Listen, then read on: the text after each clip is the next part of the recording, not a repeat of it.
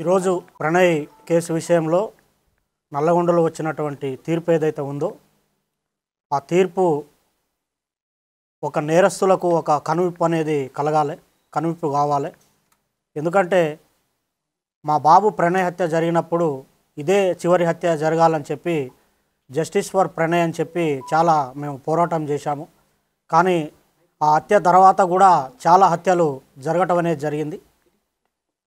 అయితే ఈ హత్య తర్వాత జరిగినటువంటి హత్యలు చేసిన వాళ్ళకి కానివ్వండి, కులాన్ని పట్టుకొని వేలాడే వాళ్లకు, కుల దురంకార హత్యలు చేసే వాళ్లకు, తర్వాత కన్న కూతుర్లను చంపుకునే వాళ్లకు, కన్న కొడుకులను చంపుకునే వాళ్లకు, అవతలి వ్యక్తులను చంపే వాళ్లకు కులం పేరుతోని ఈ యొక్క తీర్పు అనేది కనువిప్పు కావాలని నేను కోరుకుంటున్నాను.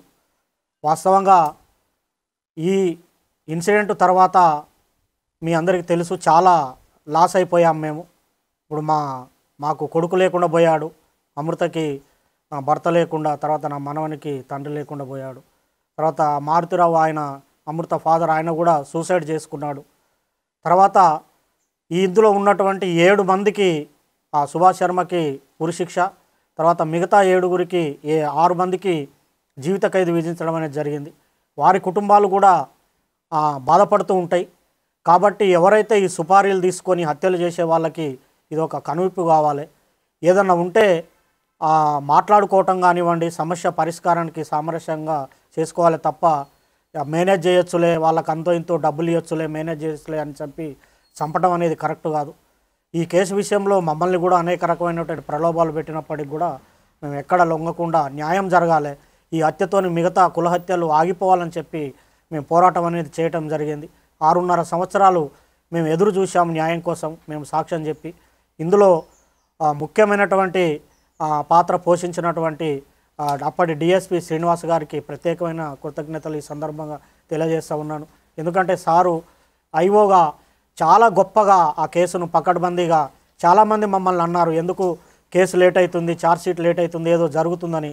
కానీ సార్ మీద మేము నమ్మకం పెట్టుకొని ఉండటం వల్ల లేట్ అయినప్పటికి కూడా ఒక పకడ్బందీ 200 పేజీల ఛార్జ్షీటు, దాదాపు 100 మంది సాక్షులను పెట్టి ఛార్జ్షీట్ వేసి గట్టిగా కేసును పకడ్బందీగా చేశారు. తర్వాత దానికి సహకరించినటువంటి ఎస్పీ రంగనాథ్ గారికి కూడా ఈ సందర్భంగా ప్రత్యేకమైన కృతజ్ఞతలు తెలియజేస్తూ ఉన్నాను. సార్ ఆధ్వర్యంలో మంచి టీము సుభాష్ శర్మను ఆ రోజు వెళ్ళి పట్టుకోవటము, తర్వాత నిందితులందరినీ పట్టుకోవటం విషయంలో కూడా సారు అనేకమైనటువంటి టెక్నిక్స్ ఉపయోగించి, టెక్నికల్ ఎవిడెన్స్ ఉపయోగించి తర్వాత ఈ సాక్ష్యాలను కూడా ప్రొడ్యూస్ చేయడం అనేది జరిగింది. అందులో ఇంకొకటి ముఖ్యమైన విషయం ఏంటంటే ఈ కేసుకు వాదించినటువంటి అడ్వకేటు దర్శనం నరసింహ గారు చాలా గొప్ప వ్యక్తి ఆయన. ఎందుకంటే ఆయనకు కూడా ఎలాంటి ప్రలోభాలకు లొంగకుండా ఒక న్యాయం అనేది జరగాలి, ఈ సొసైటీలో న్యాయం ఉండాలని చెప్పి ఆయన కూడా గట్టిగా ఎలాంటి ప్రలోభాలకు లోను కాకుండా ఆయన కూడా చివరి వరకు కూడా న్యాయం కోసం పోరాటం అనేది చేయటం జరిగింది. చివరికి ఈరోజు వచ్చినటువంటి తీర్పుతోని న్యాయం అనేది జరిగింది. వాస్తవంగా అందరూ మీకు సంతోషంగా ఉందంటారంటే సంతోషం కాదు, ఇది వాస్తవంగా ఏంటంటే నా బాధను ఎవరు తీర్చలేరు, నా కొడుకు లేని బాధ ఎవరు తీర్చలేరు.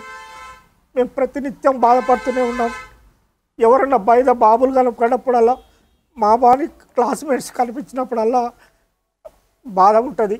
కాబట్టి దయచేసి నేను చెప్పేది ఏంటంటే చంపుకోవటం అనేది కరెక్ట్ కాదు. ఇప్పుడు నా మనవాడు ఉన్నాడు, మనవాడిని కూడా నేను చూసుకోవాలి. మాకు ఎవరి మీద కోపాలు లేవు. మేము ఈ కేసు విషయంలో సాక్ష్యం చెప్పాము, మా బాధ్యత మేము నిర్వర్తించాం. కేవలం ఈ హత్యలు ఆగాలనే ఉద్దేశంతోనే చెప్పాము తప్ప వేరే మరొకటి కాదని ఈ సందర్భంగా నేను తెలియజేస్తున్నాను. న్యాయస్థానం కూడా కరెక్ట్ అయిన తీర్పిచ్చింది. ఈ సందర్భంగా చివరిగా నేను చెప్పేటి ఒకటే, న్యాయం అనేది ఉంటుంది. పోలీసులు కానివ్వండి, చట్టం కానివ్వండి, న్యాయమూర్తులు కానివ్వండి, న్యాయవాదులు కానివ్వండి ప్రలోభాలకు లొంగుకారు. ఈ దేశంలో, ఈ రాష్ట్రంలో, ఈ సమాజంలో న్యాయం అనేది ఉందని మరొకసారి రుజువందని తెలియజేసుకుంటూ సెలవు తీసుకుంటాం.